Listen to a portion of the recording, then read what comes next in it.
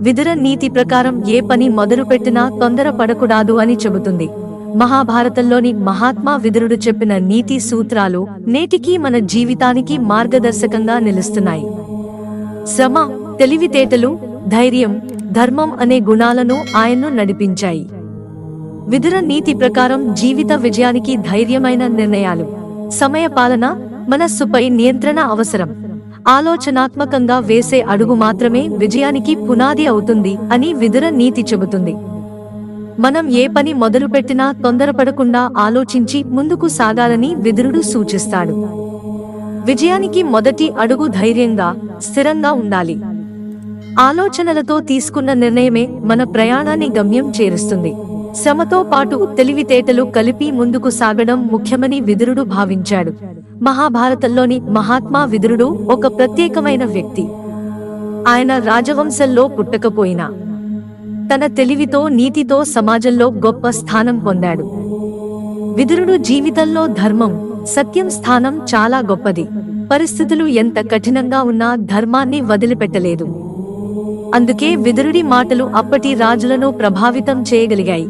విదురుడు ఎప్పుడూ పరిస్థితులకు లోబడి ధర్మాన్ని త్యజించలేదు. తన నిర్ణయాలు ధర్మం ఆధారంగా తీసుకున్నాడు. ధర్మానికి అనుగుణంగా జీవించడమే జీవిత విజయానికి పునాది అని విదురుడు నమ్మాడు. పరిస్థితులు ఎంత అనుకూలంగా లేకపోయినా ధర్మాన్ని పట్టుకుని నిలబడిన విదురుడు నేటికీ ప్రేరణగా నిలుస్తున్నాడు. విదురుడు చెప్పిన సూత్రాలు జీవిత సత్యాలను వివరించేలా ఉన్నాయి. విదుర నీతి ప్రకారం నిజమైన జ్ఞాని ఒక పనిని ప్రారంభించిన తర్వాత మధ్యలో వదిలివేయడు. ఇబ్బందులు ఎదురైనప్పుడు భయపడకుండా ధైర్యంగా ఎదుర్కొంటాడు.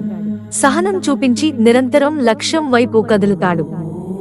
అటువంటి వ్యక్తి స్థిరమైన సంకల్పంతో ముందుకు సాగి విజయాన్ని సొంతం చేసుకుంటాడు. ఓర్పు, పట్టుదల ఉన్నవాడు జీవితంలో గౌరవం పొందుతాడు.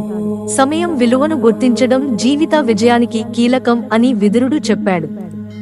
ప్రతి క్షణాన్ని సద్వినియోగం చేసుకోవడం మన విజయానికి సహాయపడుతుంది.